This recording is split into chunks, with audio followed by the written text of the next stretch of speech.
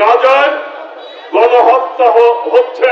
আমাদের মুসলমানদের প্রথম কেবলা আল আকসা, মুসলমানদের আবেগ অনুভূতি, সেই জায়গায় হামলা করে আজকে নারী, শিশু, আবাল বনিতা, বৃদ্ধ সকলকে নির্বিচারে হত্যা করা হচ্ছে। অবুঝ শিশু জানে না তার উপরে কিভাবে বোমা পড়ছে। মানুষ, সারা বিশ্বের মানুষ আজকে এই গণহত্যার কিন্তু প্রতিবাদ জানাচ্ছে। শুধু মুসলমানরাই জানাচ্ছে তাও কিন্তু না, মুসলিম বিশ্বের সমস্ত মানুষ এবং বিশ্বের গণতন্ত্রকামী সকল মানুষই এই গণহত্যার প্রতিবাদ জানাচ্ছে।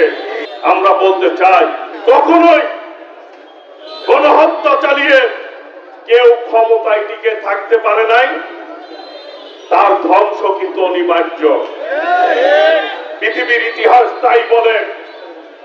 আমরা বলতে চাই, আজকে আমাদের মুসলমান হিসাবে শুধু নয়, একজন মানুষ হিসাবে আপামর বাংলাদেশের সকল শ্রেণীর মানুষ সবারই কিন্তু হৃদয়ে রক্তক্ষরণ হচ্ছে। বাংলাদেশের মানুষ কেউ এই গণহত্যাকে সমর্থন করে নাই। পৃথিবীর সকল দেশে বিক্ষোভ হচ্ছে, প্রতিবাদ হচ্ছে। কারণ যে শিশুটি মারা যাচ্ছে, তার কি দোষ, তার কি অপরাধ? এইভাবে নির্বিচারে হত্যা করা হচ্ছে প্রিয় ভাইরা।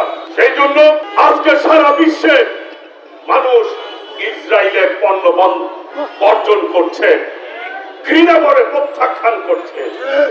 এই সমাবেশে আপনারা সকলেই হাত তুলে বলেছেন আপনারা ইসরায়েলের পণ্য ব্যবহার করবেন না, নাকি ভাইরা?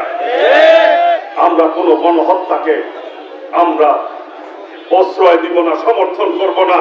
আমরা ঘৃণা করে প্রত্যাখ্যান করে নিন্দা জানাই এবং এর বিচার দাবি জানাই এবং এদের বিরুদ্ধে সমস্ত বিশ্ববাসীকে সোচ্চার হতে হবে, যাতে কেউ কোনোভাবে আর গণহত্যা না চালাতে পারে। সেই ব্যাপারে সকলকে ঐক্যমত হতে হবে।